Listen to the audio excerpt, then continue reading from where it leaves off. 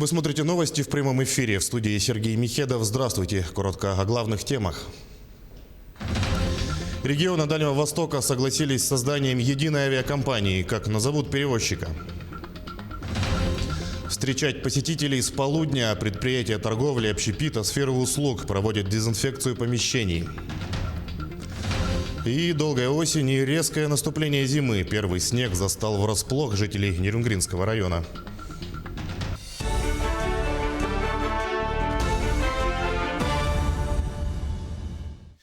Регионы Дальнего Востока приняли решение о создании единой дальневосточной авиакомпании «Тайга». На первом этапе она будет функционировать в форме союза региональных перевозчиков.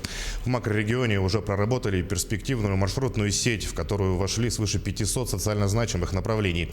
Авиакомпания будет работать на основе единых стандартов обслуживания пассажиров и безопасности полетов. Все авиаперевозчики, которые войдут в союз, будут летать под единым брендом «Тайга». Опора на долгосрочную стратегию развития авиаперевозок позволит решить вопросы обновления парка воздушных судов за счет российского авиапрома. К другим темам замруководителя регионального оперштаба Ольга Балабкина обратила внимание на сложную ситуацию, которая в выходные дни сложилась в отдаленном селе Кутана Алданского района.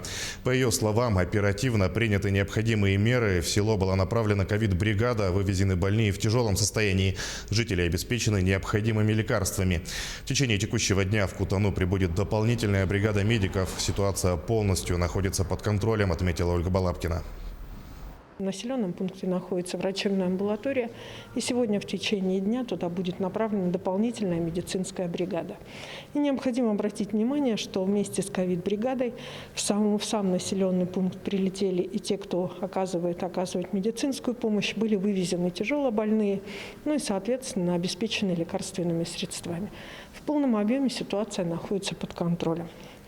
Впервые за все время выявились подозрительные случаи в Момском Улусе. Я думаю, что гражданам не нужно сильно нервничать, переживать. Оба случая также выявлены медиками. Они связаны с ситуациями заболеваний возрастных жителей республики, у которых выявилась непосредственно двухсторонняя пневмония.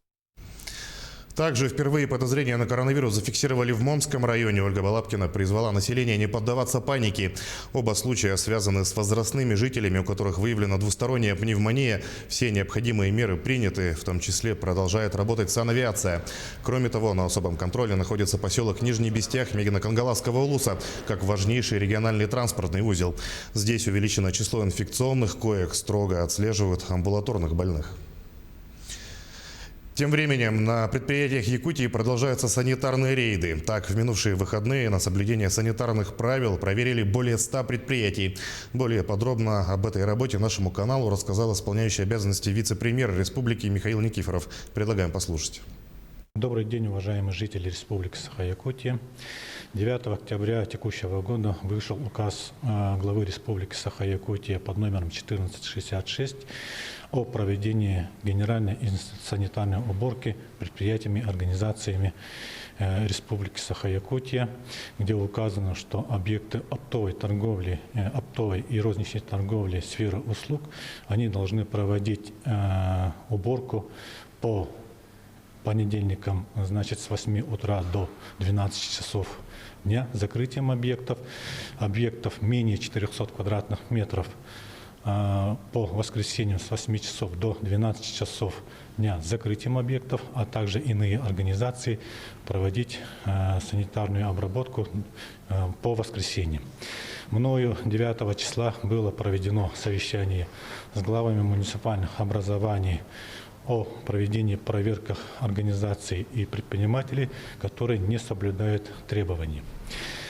За период с 9 по 11 октября 2020 года проведено 163 выездных рейда по объектам торговли, общепита, развлекательных центров республики.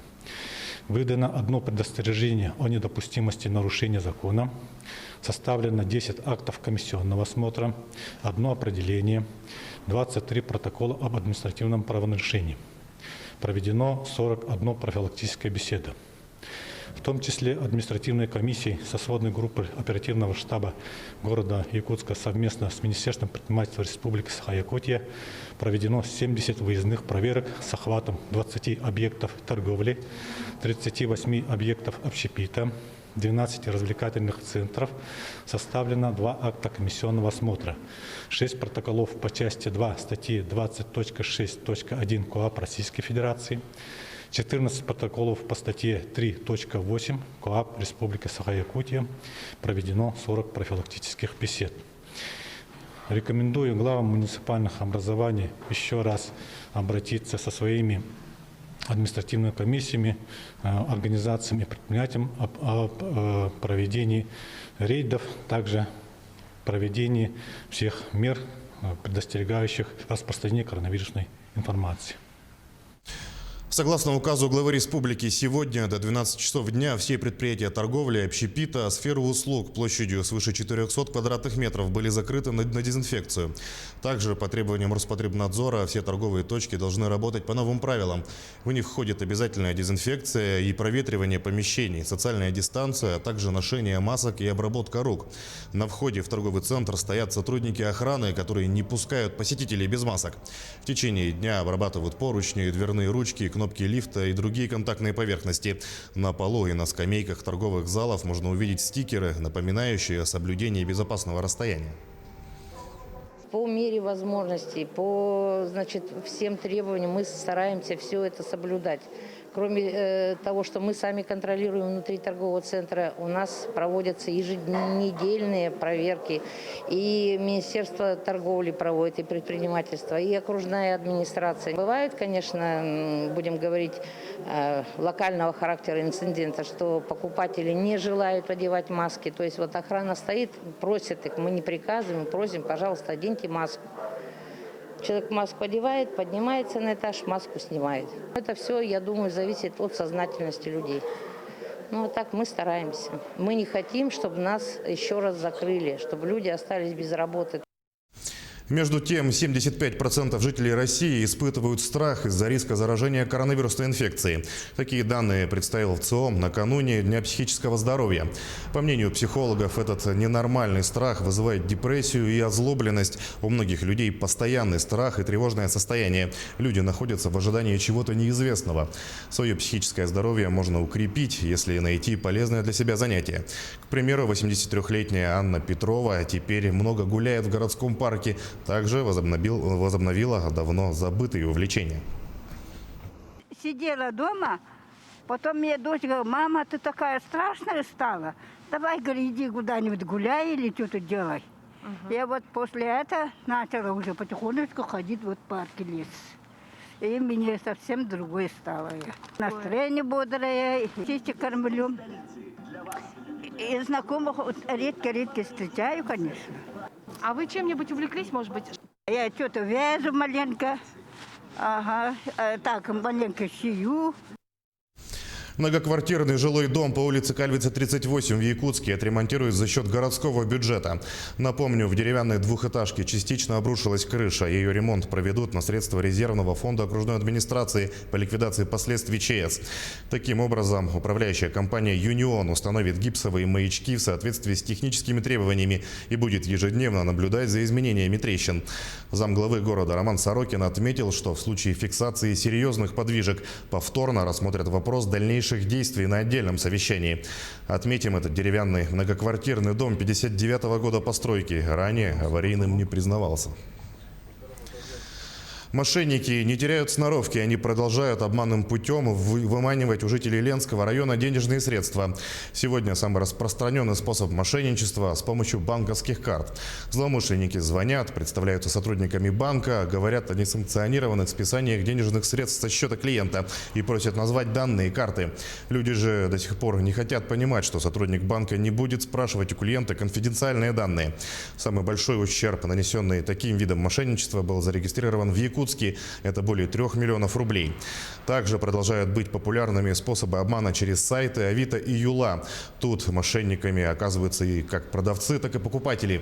Поэтому сотрудники полиции в очередной раз предупреждают быть бдительными. алгоритм раскрытия данных преступлений выработан. Сейчас сотрудниками нашего отдела, значит, осуществлено 2 командировки, установлены, значит, 2 лица, одно в Калуге, другое в Новосибирске, которые через сайты продаж продавали, значит, якобы продавали товар, покупатели переводили им денежные средства, но товар никто не присылал, это мошенники чистой воды. Третий день в Нерюнгринском районе идет снег. По сравнению с прошлым годом, золотая осень в этом намного дольше баловала нерюнгринцев теплой сухой погодой. Радовались сегодня местные жители выпавшему снегу, узнавала наша съемочная группа. Снег идет не прекращаясь с выходных. Он уже не тает, а ложится толстым пушистым одеялом на дороги, деревья и машины. То ли еще будет, говорят местные жители. В социальных сетях большинство радуются внезапным осадкам и делятся снимками зимнего пейзажа. Ну, как сказать, я рад. Рад, что скоро будет Новый год. И с нетерпением жду этого момента. Погода хорошая. Ждали снег уже давно. Конечно, вследствие ухудшения погодных условий обстановка на дорогах усложняется. Снежные заносы, накаты, гололед. Для безопасного и безаварийного движения нужно отправляться в путь только на автомобилях, подготовленных к движению в зимних условиях, выбирать оптимальный скоростной режим, иметь при себе запас горючего и цепи противоскольжения. Об этом говорилось на заседании Межведомственной комиссии по безопасности дорожного движения в Нерюнгринском районе в режиме ВКС. В условиях гололедицы рекомендуется водителям быть предельно внимательными, выбирать оптимальную скорость, не допускать резких маневров. Повороты проезжайте на постоянной скорости, для чего ее необходимо снижать до минимума. Особое внимание следует уделить подъездам к пешеходным переходам, светофорам и остановкам общественного транспорта, где из-за частого торможения транспортных средств образуется наледь.